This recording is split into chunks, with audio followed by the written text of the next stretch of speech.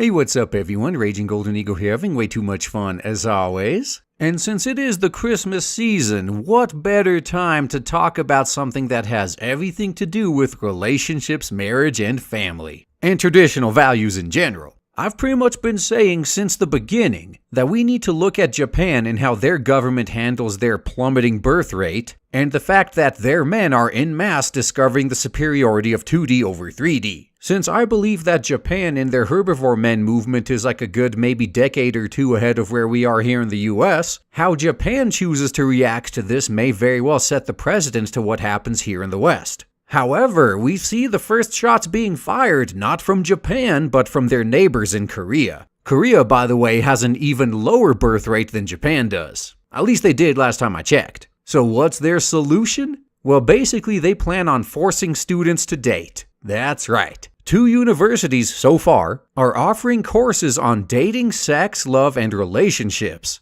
And one of the requirements for these courses is, well, mandatory dating. And they are doing this specifically to, as they put it, target a generation which is shunning traditional family values. So again, basically they're just running around in circles and trying to apply band-aids to the wound instead of actually treating the problem. Again, not once has it crossed their minds that maybe these people are shunning traditional family values because traditional family values are incompatible with modern-day laws and modern-day society in general as it exists right now. Way too much risk, way too much sacrifice for way too little reward, at least from the male side of things. And I've been saying this for years and I'll continue to say it. Until that is fixed, until the root of the problem is dealt with, you're never gonna fix anything. If nothing else, I bet this mandatory dating will even further turn guys off of relationships. But anyway, back to South Korea and these courses. Apparently, as part of the course, these students will have to date 3 classmates for a month each, and homework includes going on dates and discussing scenarios such as jealousy and conflict. And this part here is pretty cool. The professor that designed this course designed it in the belief that learning from real-life experience is as important as studying theory. So that kinda does make me wonder, is being taken to the cleaners and divorce court part of this course? Since they are all about learning from real-life experience after all, it would only make sense.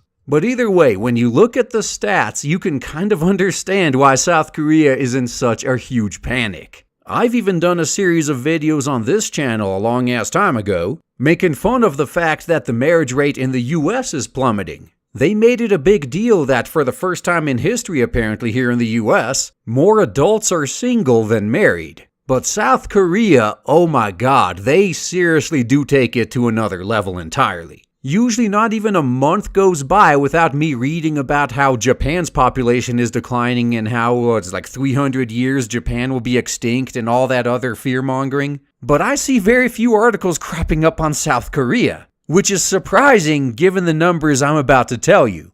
It turns out that in 2016, the annual number of marriages per 1,000 people was 5.5. compared to 295.1 in 1970. I think it's safe to say that while marriage may be dying in the West, it's practically a zombie in South Korea. And again, no one wants to address the actual issues that are stopping people from getting married. All they want to do is apply some quick band-aid fix. Nobody wants to open up the social can of worms that'll be required to actually fix the issue. Although at this point you gotta ask yourself, is it even worth fixing? Maybe it's time to move on past this old outdated concept. With science on our side, we could find a solution, but something tells me that is just as likely as actually fixing the root problems in the first place. The changes required will be so drastic that there is no way anyone wants to open up that can of worms. So instead, society is opting to do what it's always done. Just keep playing hot potato with the problem until it explodes in someone's face. Which it may do sooner rather than later when it comes to South Korea. So I have to amend what I said earlier. I still say we need to watch Japan and how they handle the problem, but definitely keep an eye on South Korea as well, since they seem to be way further ahead than even Japan is with this issue. When the hot potato blows up in their face, how the government reacts to that may very well set a template to how they're going to react in Japan and the US as well. So it's good to pay attention to possibly get a glimpse of our own future. That's all I gotta say, guys. Thanks for listening.